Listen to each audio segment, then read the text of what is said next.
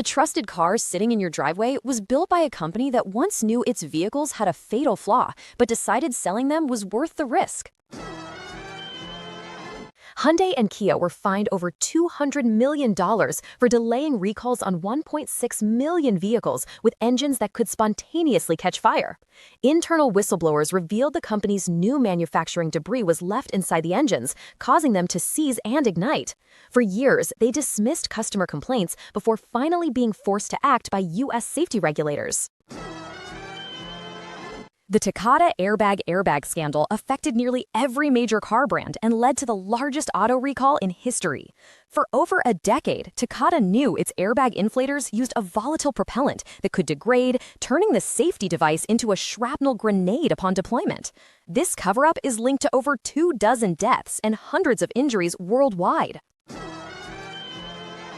In 2016, Mitsubishi Motors admitted to falsifying fuel economy data on hundreds of thousands of its cars in Japan. The deception wasn't new. The company had been using improper testing methods for over 25 years to make its vehicles appear more efficient. The admission caused its stock to plummet and ultimately led to a takeover by rival Nissan.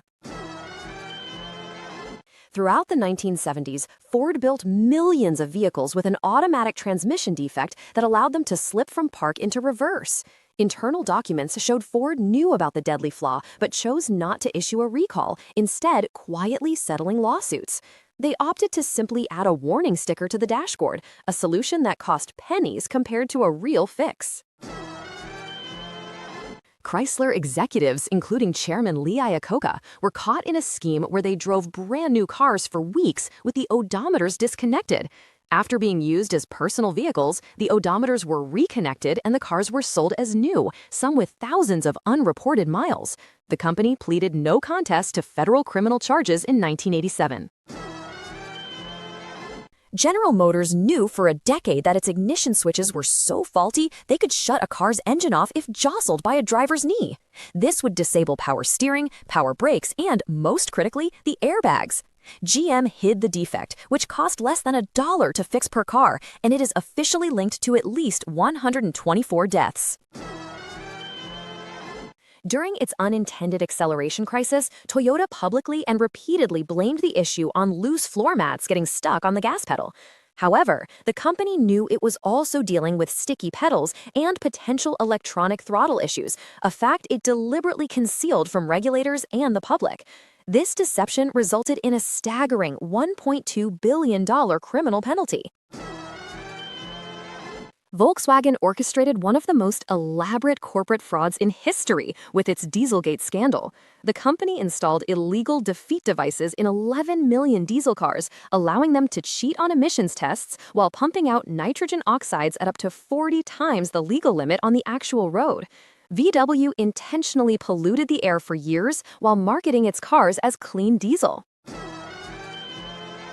When Ralph Nader's 1965 book, Unsafe at Any Speed, exposed the Chevrolet Corvaire's dangerous handling, General Motors didn't fix the car. Instead, GM launched a smear campaign, hiring private investigators to spy on Nader, tap his phone, and harass him in an attempt to discredit their critic. The cover-up became a bigger story than the car's flawed design itself. The Ford Pinto is the textbook case of a company putting profits over people. To rush the car to market, Ford knowingly sold it with a fuel tank that could easily rupture and explode in a rear-end collision.